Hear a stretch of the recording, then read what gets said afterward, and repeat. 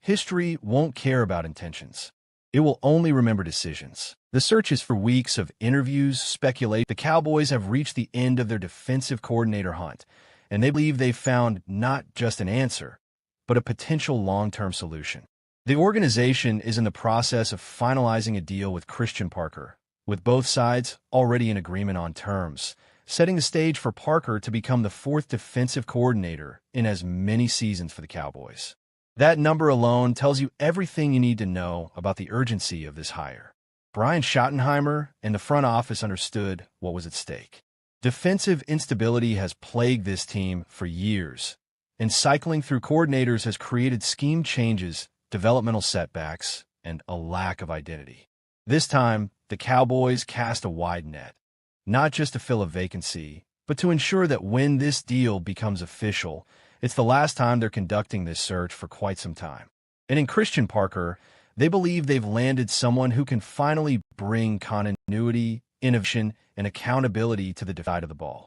At just 34 years old, Parker represents the new generation of NFL defensive minds, young, deeply connected to modern defensive trends.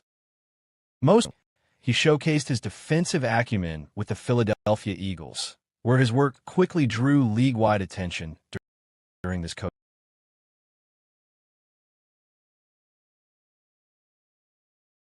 Several teams' opportunities exist across enemy lines and sign on with Dallas for 2026, and, in the Cowboys' hopes, far beyond.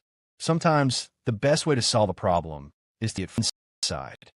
Schottenheimer clearly understands that reality. By pursuing Parker, the Cowboys weren't just filling a role.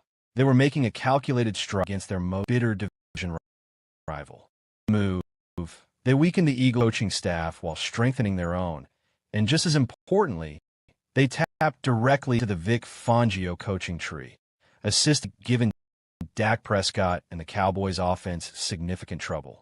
That alone makes this hire fascinating. But Parker's resume stands on its own merit. A former wide receiver turned cornerback, Parker brings a rare dual perspective to defensive coaching.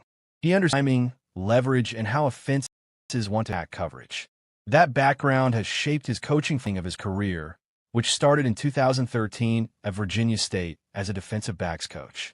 2 years later, he took on the same role at Norfolk State, continuing to refine his approach to player development and technique.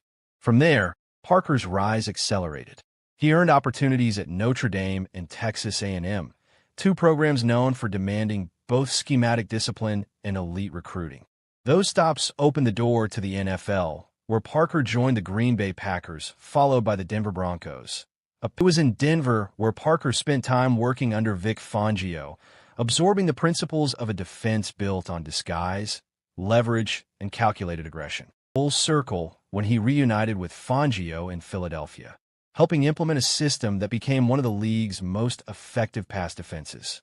The results speak loudly. With Parker's influence in the secondary, Fangio's Eagles defense allowed the 6th fewest passing yards and the fewest passing touchdowns in the NFL during the 2025 season. Even more impressive was the development of young talent.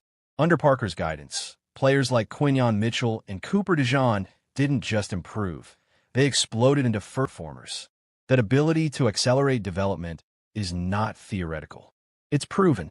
Before Philadelphia, Parker played a central role in shaping Patrick Surtain too during his time in Denver. Surtain didn't merely become good. He became elite, evolving into a 3-time All-Pro and one of the most respected cornerbacks in football. Coaches don't stumble into results like that by accident. And there's another layer here that can't be ignored. By hiring Parker, the Cowboys gain a wealth of insider knowledge about the Eagles. Not just personnel, but tendencies